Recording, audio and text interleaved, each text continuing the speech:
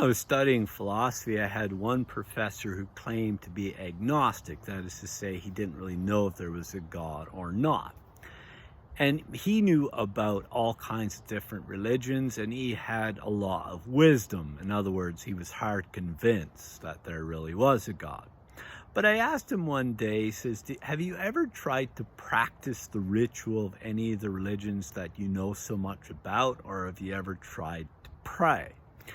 Because really it's in prayer that we become aware that God is truly with us, and we have to be persistent in prayer. In our first reading from the book of the prophet Isaiah, the people have returned from exile, the temple is rebuilt, but they're living among Gentiles. And the question is God a God of salvation for all people? And the prophet responds that God's house is a prayer for all peoples. In other words, God's salvation is extended to all people. In other words, God loves all people. God cares about the well-being of all people.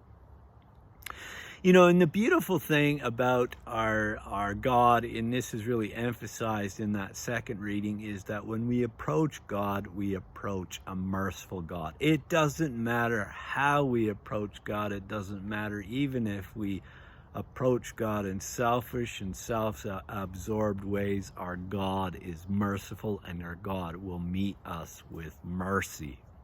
And this is really what happens in our gospel reading, but it unfolds. First we have Jesus, who is pulling away from Israelite territory. He's going to take a little bit of a break. Now, the first reason why he ignores this woman is he's not expecting this. This kind of throws him off guard. But then he emphasizes that he has come for the lost sheep of Israel. They're the ones that are expecting him. But this woman is persistent. Now, she's persistent because of two reasons. The first reason is she obviously has the gift of faith. She has heard about Jesus, and she has come to believe in him. And she believes that she will experience God working through Jesus when her daughter is healed. But the other motivation of this woman, or the other gift of this woman, is the gift of love. She truly loves her daughter, and she would have been considered unclean. Now, it's very interesting that somebody who is unclean, or considered ritually unclean, has so much love for a child.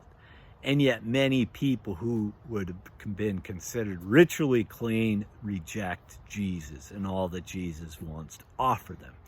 Now, the woman is also very persistent, and this reminds us in Matthew's gospel, where we are to be persistent. We are to continue to knock, we are to continue to search, and we're continue to find.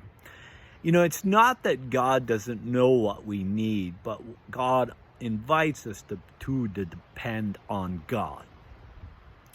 And what a blessing that is, And, the other very important thing that this woman has is she has a sense of humor. Despite her challenges in life, despite what her daughter is going through, she maintains a sense of humor.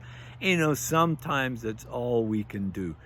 Sometimes life is very difficult, and yet we have to maintain that sense of humor. And so as we gather around the table, Lord, once again, we gather to have our faith nourished.